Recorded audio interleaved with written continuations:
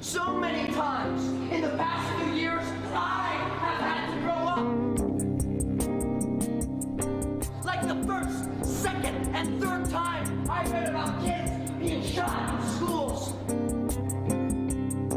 Record fires that are killing people, we're seeing them. But we'll take back what is ours.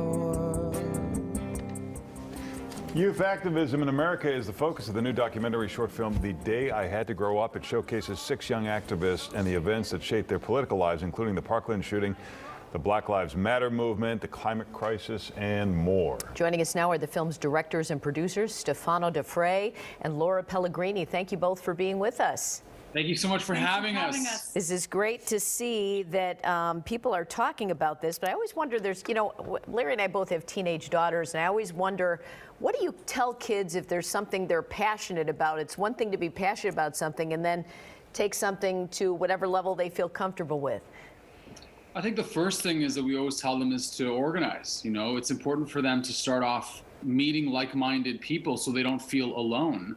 I think, in the case of your family, and I'm sure like other families, they want to be heard, listened to, find like-minded people.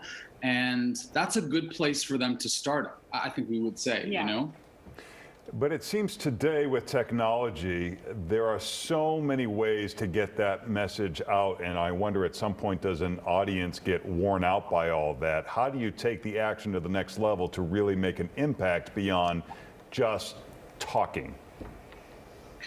Well, we cover it in our documentary. Laura and I bring this up quite a bit about the disadvantages and the advantages of technology, specifically with Violet and Sarah. Yeah, absolutely. And they talk very frankly about the obstacles that they have to overcome in coming in contact with people who not only are like-minded, but also think differently about a situation. So it's really important that kids early on harness the tools to work towards change practically and to really engage in a dialogue with people. I think that'll bring activism into a really healthy sphere, because I think the fear with parents is that activism can be anarchic, and it doesn't have to be, especially in the realm and practice of a kid who's still growing in the world. And tech also has one aspect to it that is hard, that we notice this in our doc, that you tend to overly amplify things that you already agree with.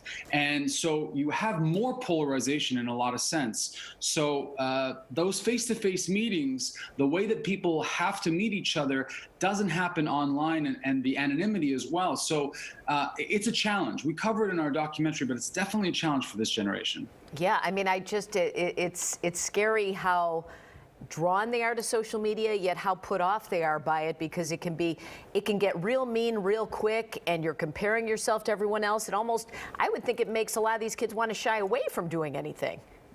Yeah. I think that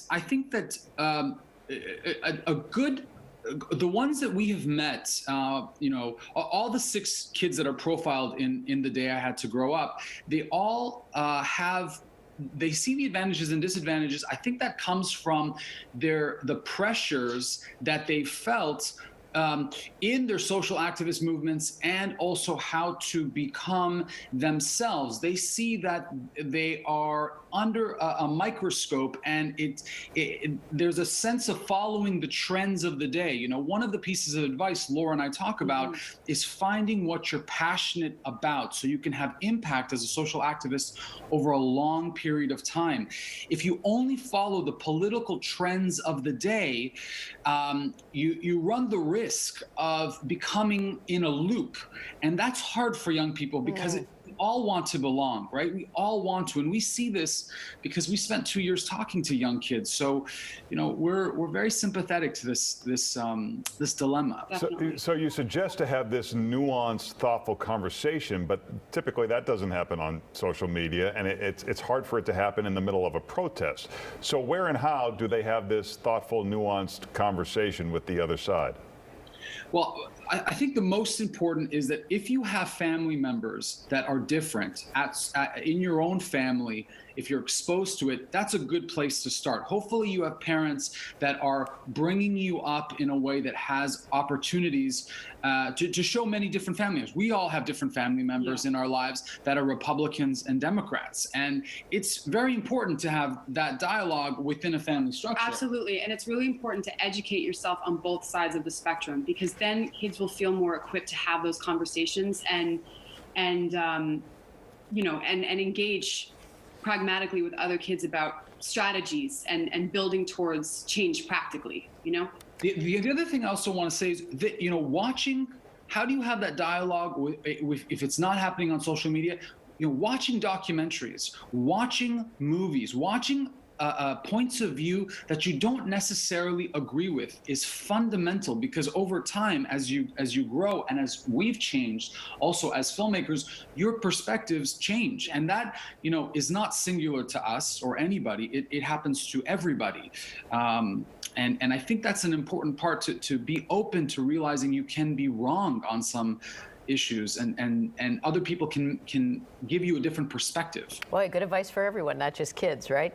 Yeah. That's across I think, especially as a directing team, we're collaborating all the time. We're always aware of these we're things. aware of these things. Well, thank you both so much. It's called The Day I Had to Grow Up. It's streaming now on Amazon Prime and other platforms. You can also check out the website, thedaydocumentary.com. Thank you so much. Thank you.